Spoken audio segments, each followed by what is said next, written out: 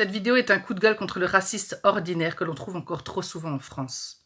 Bien sûr, ce n'est pas la majorité, mais cette petite minorité est une véritable gangrène qui donne une sale image de la France à l'étranger. Lorsque nous vivons au Sénégal, mon époux a une petite entreprise horticole qui marche très bien. Mais parfois, nous venons en France pour que je puisse voir ma famille, mes parents. Et dans ces cas-là, il travaille dans des boîtes d'intérim. Il offre sa force de travail et son savoir-faire. Et ils en sont ravis. Mais la dernière fois que nous avons fait le voyage, il a été victime de ce racisme ordinaire que beaucoup n'arrivent pas à dénoncer de peur de perdre leur emploi. Le gars chez lequel il avait été envoyé lui avait préparé un sandwich au porc et mon mari a refusé poliment de le manger. Le gars lui a dit « Ah bon, tu fais partie de ces gens qui ne mangent qu'halal ?» Mon mari lui a répondu que oui. Le gars lui a dit « Tu es en France ici, il faut t'intégrer !» Il lui a dit qu'il se trouvait bien intégré, qu'il se sentait à l'aise. Le gars lui a dit « Ah bon, tu penses que tu es chez toi ici, tu n'es pas chez toi, tu es chez moi. C'est la France ici. Il y en a marre de tous ces donneurs kebabs qui viennent remplacer nos grands restaurants et de ces immigrés qui viennent profiter des allocs. » Bien sûr, mon mari a quitté son emploi sur le champ, mais beaucoup n'auraient pas eu la possibilité de le faire. Ce sont pour ces gens-là que je dénonce.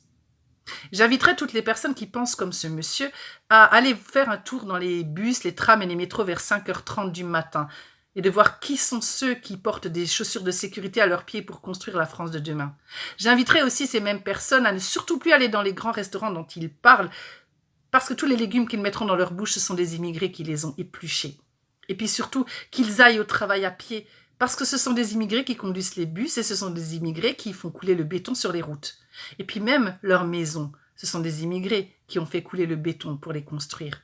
Et puis, s'ils ont des enfants, qu'ils restent à la maison pour les élever, parce que sinon ce sont souvent des immigrés qui vont les élever et les éduquer à leur place. Et puis, surtout quand ils seront vieux, ce seront des immigrés qui leur changeront leur couche et leur donneront à manger à la petite cuillère. C'est triste à dire, mais je pense qu'il serait temps d'appliquer le principe de réciprocité. Parce que ce sont souvent ces mêmes personnes qui viennent profiter des plages de Mbour et chercher une petite jeune fille naïve. Le permis de conduire sénégalais n'est pas accepté en France, et bien que le permis de conduire français ne soit pas accepté au Sénégal non plus.